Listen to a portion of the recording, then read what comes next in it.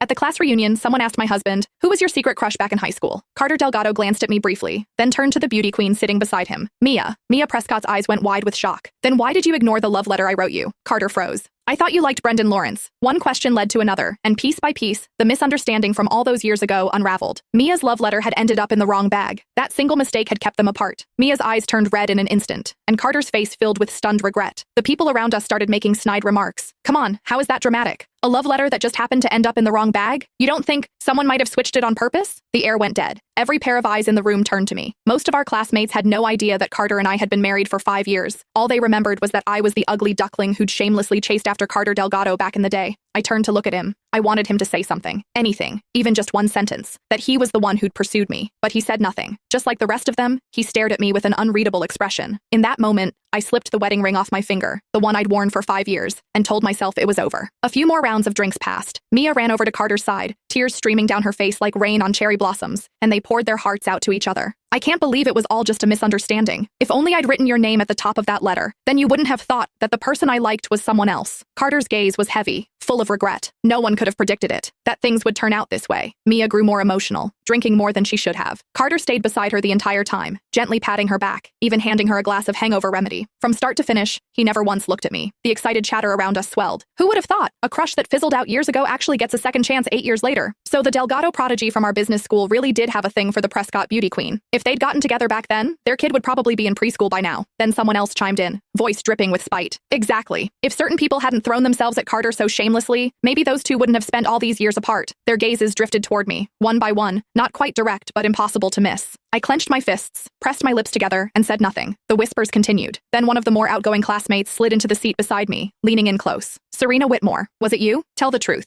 Did you swap the love letter on purpose so those two would miss their chance?" My expression turned cold. I was about to say it wasn't me, but the crowd erupted before I could speak. I'd bet money on it. Everyone used to say Carter and Mia were the golden couple. They were obviously into each other. The only one who didn't get the memo was Serena, pining away, staring at Carter every chance she got. We all saw it. The second evening study hall ended. She'd drag him out to the track field. Who knows what other stunts she pulled? Swapping a love letter? That's nothing for someone like her. Obviously she did it. Do we even need to ask? None of them knew that Carter and I were together. 8 years as a couple. 5 years as husband and wife. They only remembered that I used to hang around Carter a lot. They assumed I was the one chasing him. A lovesick nobody reaching for someone out of her league, desperate to land the golden boy. But they didn't know the truth. From the very beginning, Carter was the one who pursued me. He was reserved by nature, never one for public displays. He'd never once posted about us on social media. Every step forward in our relationship had been his initiative, his doing. Yet somehow, he always came out looking like the innocent party. He was the prodigy of the business school, turning heads wherever he went, impossible to ignore. And me? In everyone's eyes, I was never good enough for him. But that was no reason for me to be mocked, to be humiliated. I